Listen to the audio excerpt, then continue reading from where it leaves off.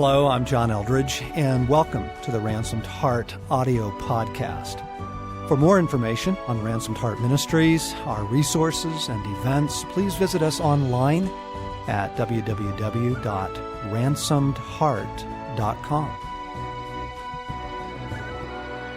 Welcome to the Ransomed Heart podcast. It's good to have your ears tuned in. Background, you hear our news department. I'm offering a little background track here. He may interrupt with traffic and weather, but this is Craig McConnell, and the noisemaker is the ally, friend, author, John Eldridge. Knucklehead. Let's stop it, Knucklehead.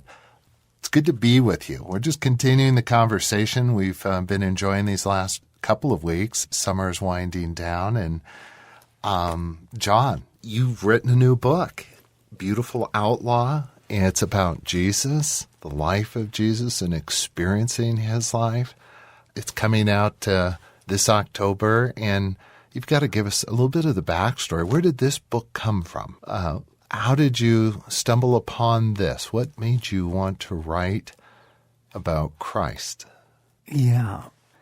That is such a hard question to answer, and because I've been asked it several times recently as we're getting ready to announce and make folks aware that the Beautiful Outlaw is coming. And so Stacy answered it for me the other night when I was kind of speechless when somebody said, "So hey, tell us about the backstory on this. Why'd you choose to write this?" And Stacy said, in some ways, this book has been 30 years in the making. It really has. But let me tell a story that I think will introduce some of this. It seems like annually, at least once a year, God will sort of force me, strongly encourage me, insist, guide, however you want to describe that, compel me to accept a speaking invitation that I wouldn't normally take. And those speaking invitations will put me into the midst of Christian culture, which I don't live in the midst of. But not just Christian culture. The speaking engagements I'm referring to, and he does this every single year, he'll send me to some conference, some event, some church, some happening to experience there what that particular franchise of Christianity is doing, and their language and their, posture and assumptions and values, but particularly their view of Jesus, what they think Jesus is about. And honestly, he does this to provoke me.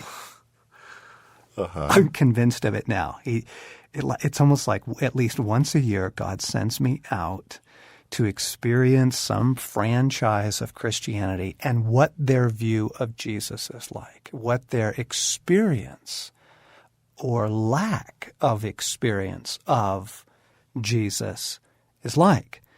And it is provoking. I'm going to risk naming one. Several years ago, I was invited to speak at the Crystal Cathedral, Robert Schuller's church in Los Angeles. And I think that God has used that church. I think God's used Robert Schuller, and many people have come to Christ through his television show. But nonetheless, there is a culture there. There is a way of doing Christianity. There is a view of God. And particularly, there is a view of Jesus, of what he's like, what his personality is like. It was infuriating. Because that's not what Jesus is like. For one thing, Jesus is not religious. Jesus doesn't wear robes, and Jesus doesn't speak in religious language or tones. And so I was compelled to write this book. I just got to the place where I had to say, I can't take it anymore. Part of it was the provocation. Part of it, Craig, was the yearning. In some ways, I've written this book for my sons. And their friends, because I want people, just beginning with the people I love, with the neighbors that Stacy and I are trying to reach out to and win. I want people to know what Jesus is like, his personality, what he's really like. And friends, I got to tell you that a lot of what goes on out there in Christian culture in terms of the presentation of what like the personality of Jesus is like, or is nothing near what Jesus was like, you know? So a compelling, a provoking on one hand, and just a incredibly earnest desire that people experience Jesus as he really is. John, what's been the pushback on this? It would be so much easier on one hand to write a book on the end times and how to cope with changing times. Yeah, There's so many economic other crisis. There's so many other topics and issues, and you're writing one on Jesus, and I understand you being provoked to do that. I guess what I'm asking is, was the topic, was the idea something that has been embraced by publishers? What have you gone through to go from this book kind of stewing in you for 30 years to actually writing it? Yeah, that's a great question, because I forgot the story. The story is it's been really hard to get this book done and get to it. And the backstory goes like this, that I went to a new publisher. You know, you kind of move through different publishers in the publishing world, like people move through different doctors or different attorneys or different tax planners or whatever. You know, and so I went to a new publisher several years ago, and the book that I wanted to do was the book on Jesus, and their response was, no, books on Jesus. This is a Christian publisher. Books on Jesus don't really sell. and I'm like, what are you talking about? But here's the problem. I compromised. I folded. It was a new publishing relationship, and we were trying to get off to a good start. And so they said, you know, we'll do the book on Jesus, but could you at least give us something stronger to start with, you know, something that's going to appeal a little bit more to a broader readership. And Stacy and I had been talking about a book on marriage. And so I'm like, well, yeah, sure, we could make a concession. And I shouldn't have done it. I caved. I folded under pressure. I admit it. I see it now. We wrote Love and War. And Love and War is an awesome book, and I think God's using it. But nonetheless, I think I was supposed to write this book first.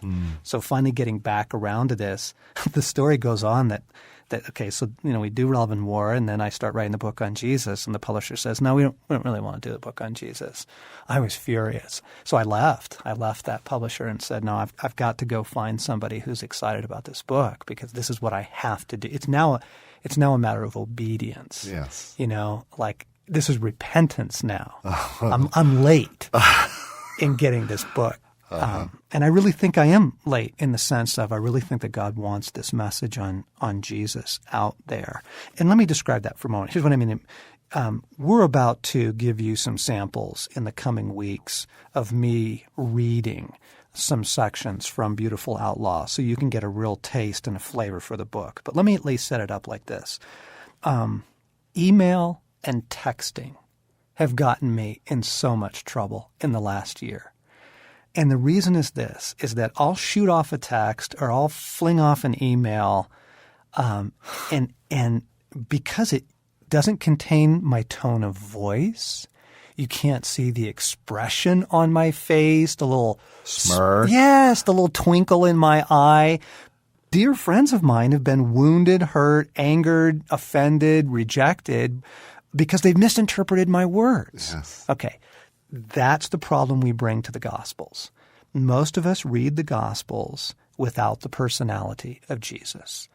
We don't hear his tone of voice. We don't see the twinkle in his eye. We don't see the slightly raised eyebrow, the expression on his face.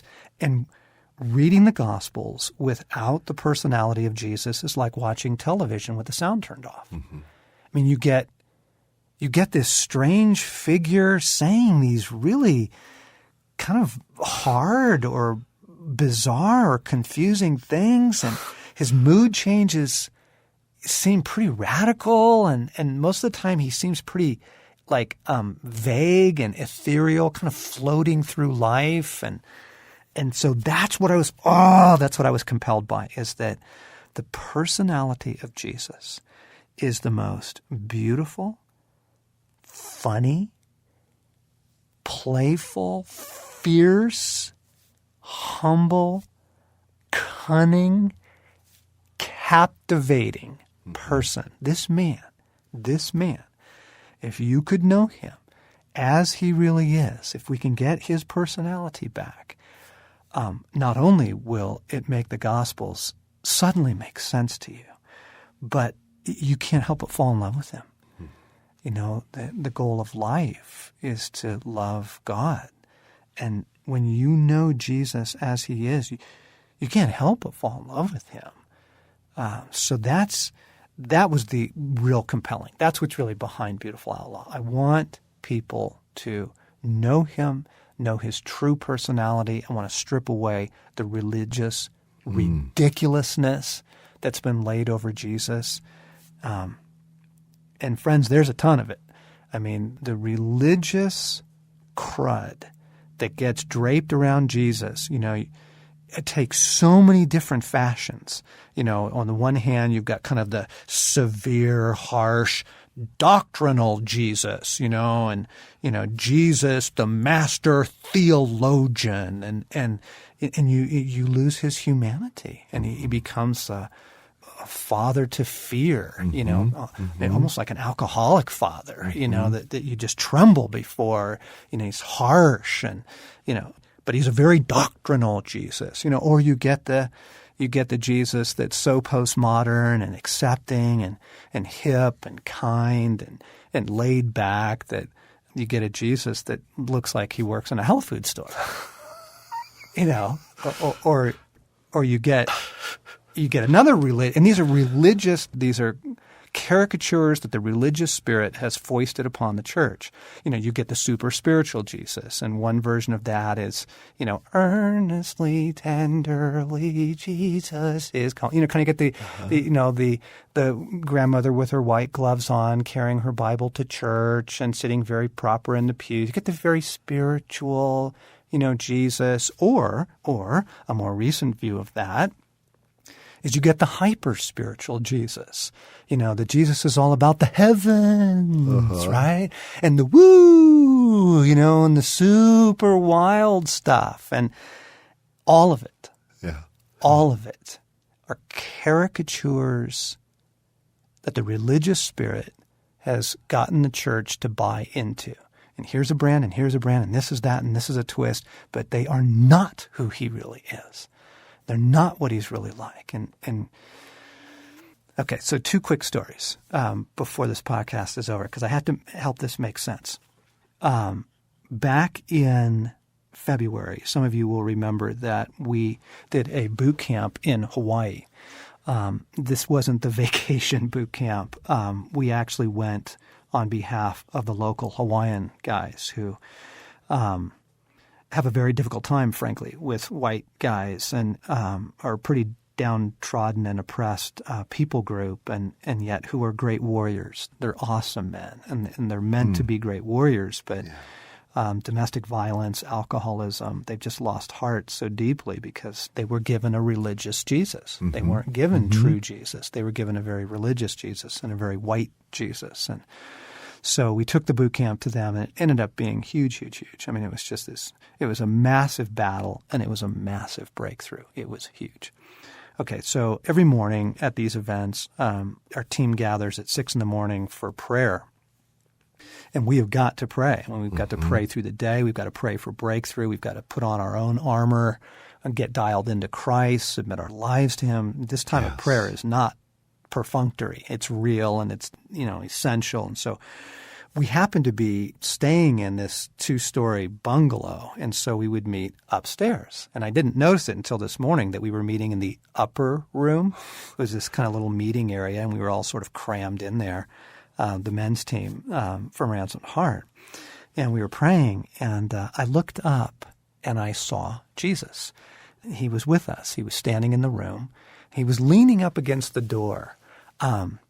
Leaning against the door already kind of had this sort of relaxed, kind of casual, intimate, I'm here with you. I love what you're doing. I'm part of this. you're mine posture. But he also just had this really beautiful smile on his face, like, well done, guys, well done.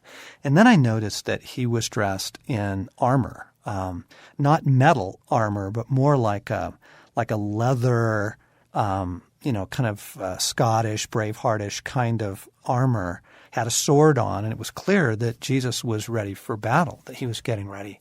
And we're praying, and I'm seeing this, and Jesus kind of reaches down and he gives his belt that's kind of holding on his breastplate and his sword. He kind of gives it this one last sort of snug, and then he's gone.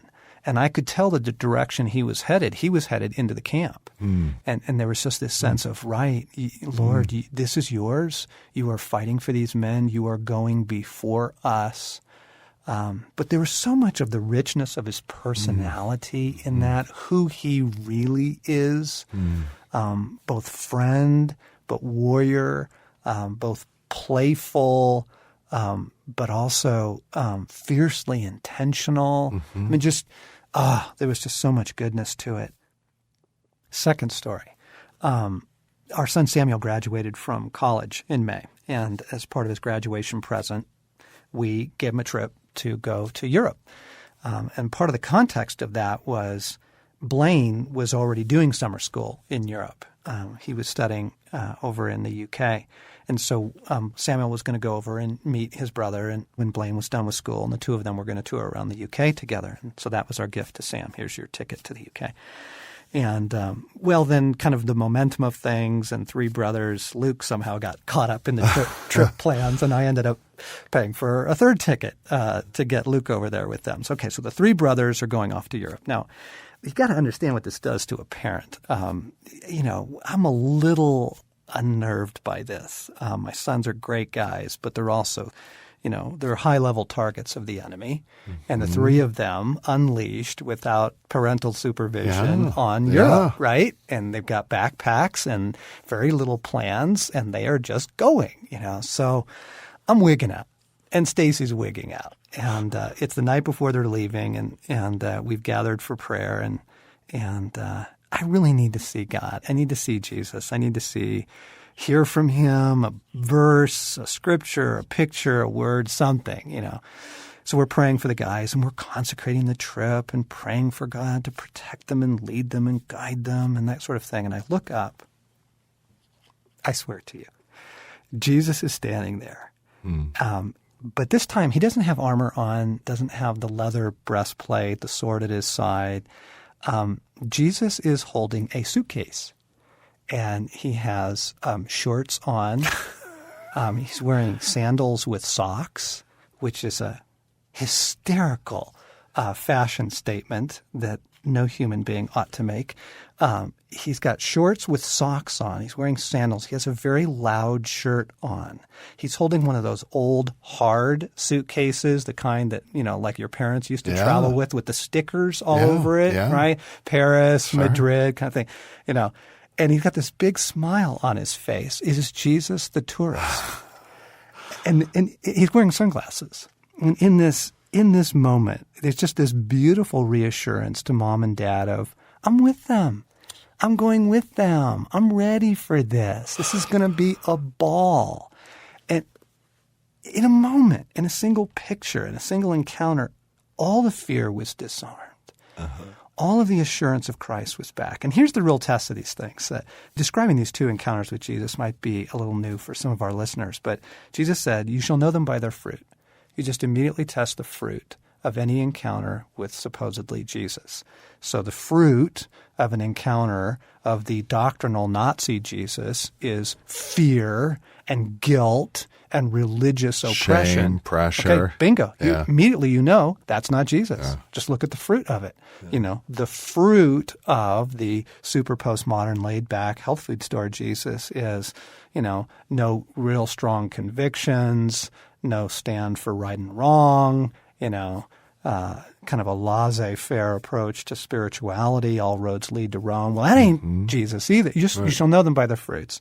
The immediate fruit of this particular moment was absolute peace and assurance. It was like, okay, right. You are such a character. Of course you're ready. Of course you're going with them. Thank you for reminding me of that in such a playful way.